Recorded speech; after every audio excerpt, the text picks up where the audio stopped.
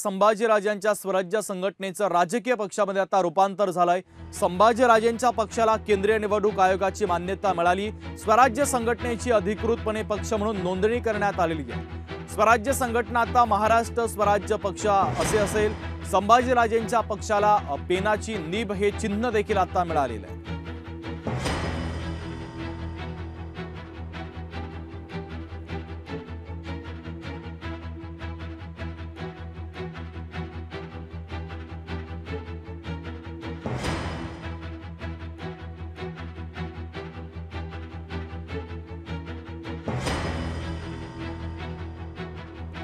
तर संभाजीराजांच्या पक्षाला आता पेनाची नीब हे चिन्ह मिळालेलं आहे।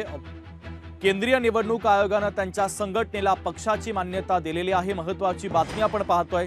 संभाजीराजांच्या स्वराज्य संघटनेचं राजकीय पक्षामध्ये रूपांतर झालं। संभाजीराजांच्या पक्षाला केंद्रीय निवडणूक आयोगाने मान्यता दिली आहे। स्वराज्य संघटनेची अधिकृतपणे आता पक्ष म्हणून नोंदणी झालेली आहे। स्वराज्य संघटना आता महाराष्ट्र स्वराज्य पक्ष म्हणून काम करेल। संभाजीराजांच्या पक्षाला पेनाची नीब हे चिन्ह देखील आता देण्यात आलेलं आहे।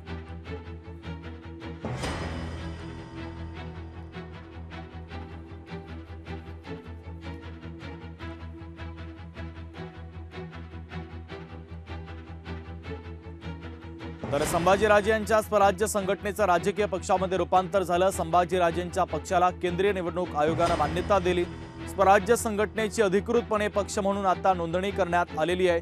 स्वराज्य संघटना आता महाराष्ट्र स्वराज्य पक्ष म्हणून काम करणार आहे। संभाजीराजांच्या पक्षाला पेनाची नीब हे चिन्ह मिळालेले आहे। संभाजीराजांची स्वराज्य संघटना आता पक्षात रूपांतरित झालेली आहे। भारतीय निवडणूक आयोगाकडे महाराष्ट्र स्वराज्य पक्ष म्हणून अधिकृत नोंदणी स्वराज्य पक्षाची झालेली आहे। त्याचबरोबर भारतीय निवडणूक आयोगाने स्वराज्य पक्षाला विधानसभेच्या निवडणुकांमध्ये चिन्ह दिलेलं आहे, ते म्हणजे सप्तकिरणांसह पेनाची नीब। छत्रपती संभाजीराजे स्वराज्य पक्ष यांच्या वतीने आम्ही भारतीय निवडणूक आयोगाचे आभार व्यक्त करतो।